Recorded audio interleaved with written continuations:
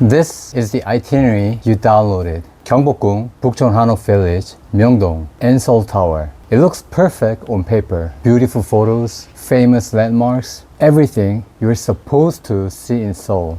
But by 3 p.m., you are exhausted. You have been standing in lines, walking uphill, waiting to take the same photo thousands of other tourists are taking. And somehow, the trip you were excited about starts to feel like work. Here's the strange part. Most Korea itineraries don't fail because the places are bad. They fail because they have no architecture. When people plan a trip to Korea, they usually start the same way. They search YouTube, they read blog posts, they open a guidebook, and they begin collecting lists. Top 10 things to do in Seoul. Must visit places in Korea. Perfect 3-day Seoul itinerary. But something interesting happens. The same places start appearing again and again. Not because they're carefully designed into an experience, but because information online tends to copy itself. A blog copies another blog. A YouTube video copies a blog. A guidebook references the same list. And after enough repetition, the pattern becomes truth, even if it's inefficient. So instead of carefully designed trips, what most travelers end up with is something like this. Let me show you an example. Imagine a typical itinerary day. Morning in Hongdae, then you cross the city to visit Gyeongbokgung Palace. After lunch, you head south to Gangnam for shopping.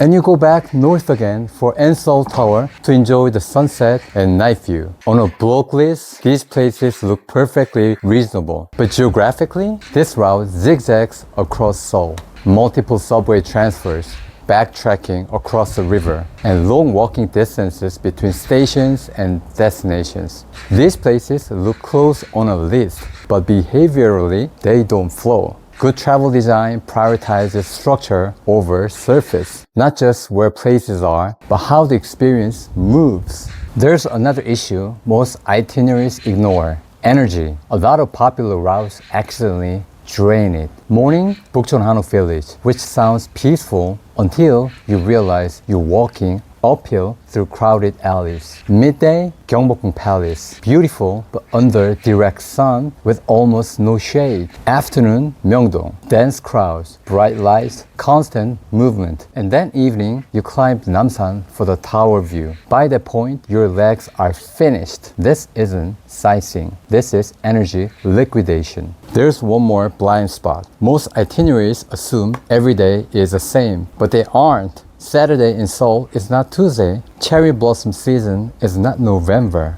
Holiday weekends are not random weekdays. Yet, most itineraries are written as if crowd dynamics do not exist. They place the most crowded locations right in the middle of the day, when everyone else is also there. Which means what should be a beautiful experience turns into waiting. Waiting for photos, waiting for tables, waiting in lines.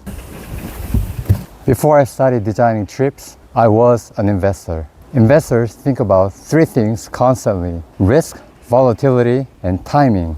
Travel has all 3. Crowds create volatility, energy creates risk, and timing determines whether a place feels magical or miserable. So when I design a trip, I don't start with a list of attractions. I ask a different questions. What are you actually trying to experience? Let me show you what that looks like in practice. I designed a trip for a group of 7 adults, 2 families, 15 days, multiple cities across Korea, and dozens of specific requests, different interests, different expectations. That's not a checklist itinerary. That's a system problem. So instead of just listing places, I streamlined the entire trip across cities, optimizing routes, timing, and logistics so everything actually flowed. I planned for group-friendly restaurants, transportation that actually worked for 7 people, and a pace that was realistic over 15 days. And instead of just following popular routes, I integrated more personal, less obvious places that made the trip feel unique to them.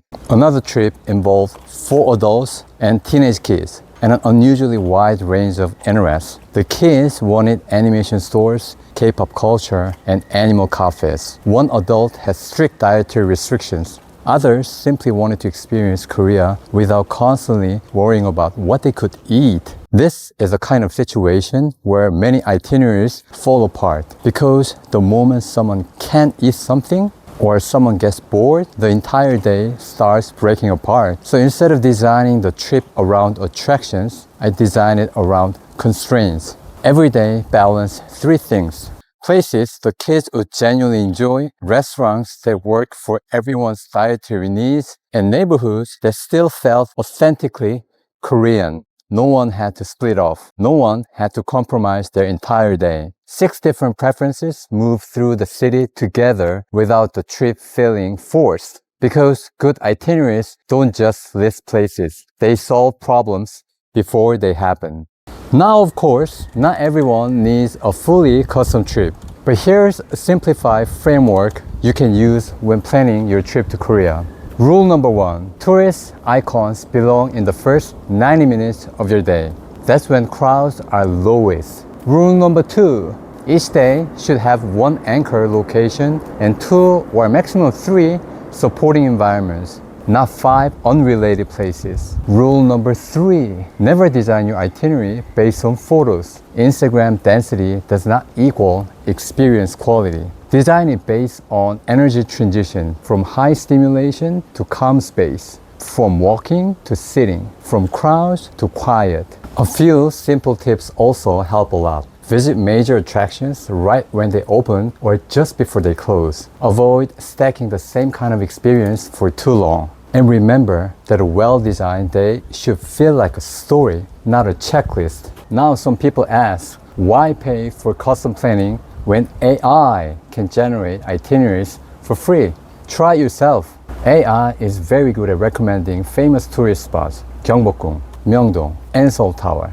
But once you move beyond the obvious, the accuracy drops fast, especially in Korea. Restaurants are closed, cafes are outdated, locations are wrong, and niche needs like gluten-free diets, mobility limitations, or family logistics are often completely unreliable in English language sources. I personally verify places that AI labeled gluten-free only to discover they had no real gluten-free options at all. That information gap matters because Korea still has a huge gap between what exists locally and what's actually accessible to foreigners online. So if you want the exact same route everyone else copies from TripAdvisor, for example, you probably don't need me. But if you want a trip designed around reality, not recycled internet list, that's where custom planning becomes valuable. If you want Korea to feel intentional, your itinerary needs architecture, and there are different tools for different situations. If you want to understand the structure yourself, that's what my ebooks are for. In particular, in Seoul Decoded, I go much deeper into how to structure days in Seoul, how neighborhoods connect, how to manage energy across a day, and how to avoid the common itinerary traps most travelers fall into. If you want a completely custom trip, that's custom planning. I design your days from morning to evening, selecting places based on your interests and specific needs and connecting them into a route that actually flows. These are tools. Use what fits your situation. Before planning your trip to Korea, ask yourself 3 questions. Are you here to consume or to observe? Are you here to maximize or to rest? And are you here to follow an itinerary or to design one? If you just want a checklist, there are hundreds of videos online. But if you want something built around you, that's what I do. And if you had only a couple of days in Seoul, would you rather see everything or actually feel something? Thanks for watching. I'll see you in the next video. Stay tuned. This was Sean from Korea Properly.